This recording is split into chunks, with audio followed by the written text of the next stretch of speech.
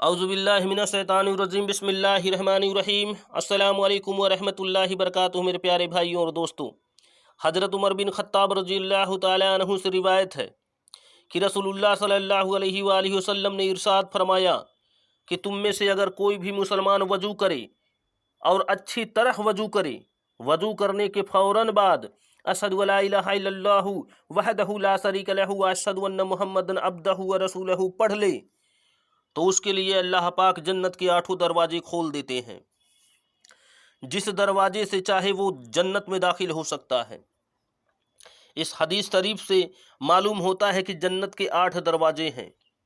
हजरत अबू हुरैरा रज़ियल्लाहु ताला अन्हु से रिवायत है कि रसूल खुदा सल्लल्लाहु अलैहि वसल्लम ने इरशाद फरमाया कि जिसने अल्लाह के रास्ते में यानी अल्लाह को राज़ी करने के लिए, अल्लाह की खुशी हासिल करने के लिए एक किस्म के 2 चीज़ें जैसे 2 दिरहम, 2 दिनार, 2 रुपए, 2 कपड़े अल्लाह के रास्ते में खर्च किए, तो जन्नत में उसको अल्लाह का बंदा कहकर पुकारा जाएगा कि ऐ अल्लाह के बंदे। मेरे भाइयों, ये बेहतर है।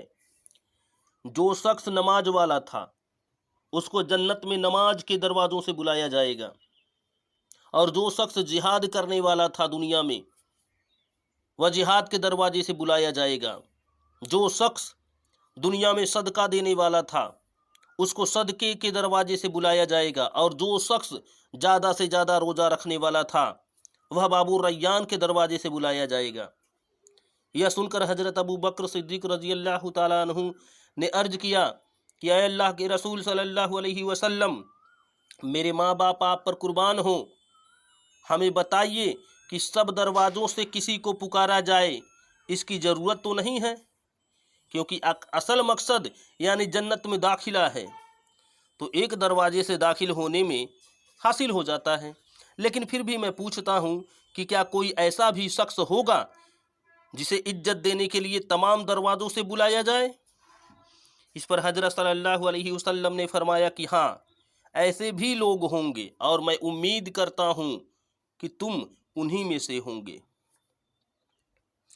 साहिब फतहुल बारी लिखते हैं कि इस हदीस से 4 दरवाज़ों का इल्म हुआ।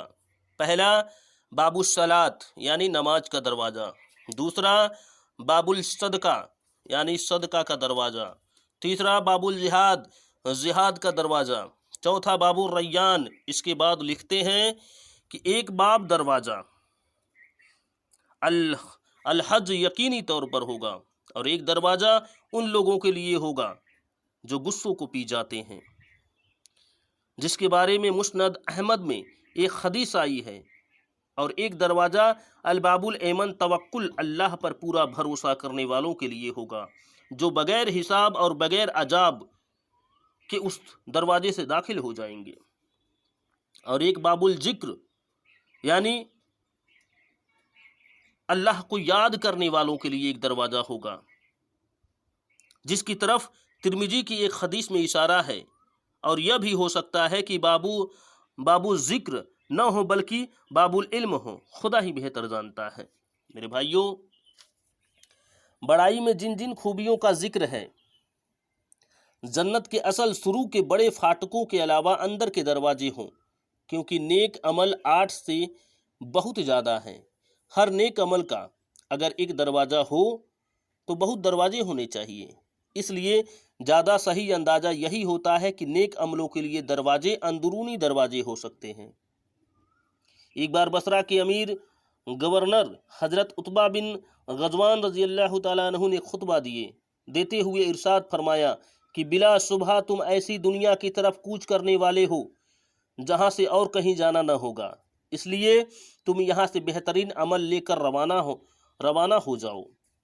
फिर फरमाया कि हमको यह बताया गया है कि जन्नत के किवाड़ों में से 2 किवाड़ों के दरमियान 40 साल के सफ़र की दूरी है, और यह यकीनी बात है कि एक दिन ऐसा आएगा कि दाखिल होने वालों की भीड़ की वजह से इतना बड़ा दरवाज़ा तंग पड़ जाएगा।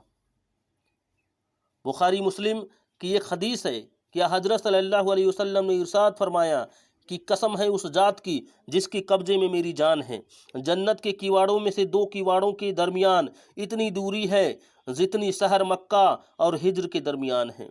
साहिबे मजमउल बिहार लिखते हैं कि हिज्र बहरैन की राजधानी है, دونوں حدیثوں سے جنت کے دروازوں کا پھیلاؤ اور چوڑائی معلوم ہوئی۔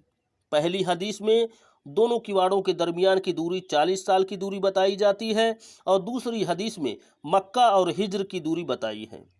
موجود لوگوں کی سمجھ کے قریب لانے کے لیے انہی کے محاورے اور بول چال میں کبھی اس طرح فرمایا اور کبھی اس طرح سمجھایا۔ اسے یہ بات پکی ہے کہ دروازوں کا پھیلاؤ بہت ہی زیادہ ہوگا، جیسا مکان ہے ویسے ہی دروازے ہوں گے۔ حضرت سہل بن سعد رضی اللہ عنہ کا بیان ہے کہ رسول اکرم صلی اللہ تعالیٰ علیہ وسلم نے ارشاد فرمایا کہ ضرور ایسا ہی ہوگا کہ میری امت کے 70,000 یا 7 لاکھ آدمی آپس میں ایک دوسرے کو پکڑے ہوئے داخل ہوں گے جنت میں۔ ان کی لائن کا پہلا شخص داخلہ نہ ہوگا جب تک کہ ان کا آخری شخص نہ داخل ہو جائے۔ مطلب یہ کہ ایک ہی وقت میں ان کی پوری لائن کی لائن داخلہ ہوگی۔ پھر فرمایا کہ ان کے چہرے اس طرح چمکتے ہوں گے جیسے 14 کا چاند۔ اللہ پاک ہم سب کو جنت الفردوس میں اعلیٰ سے اعلیٰ مقام عطا فرمائے۔ پیارے محمد مصطفیٰ صلی اللہ علیہ وآلہ وسلم کی سنتوں پہ چلنے کی توفیق عطا فرمائے، ان کی پوری فرما برداری کرنے کی توفیق عطا فرمائے۔ اللہ پاک ہم سب کو عاشق رسول بنائے، آمین۔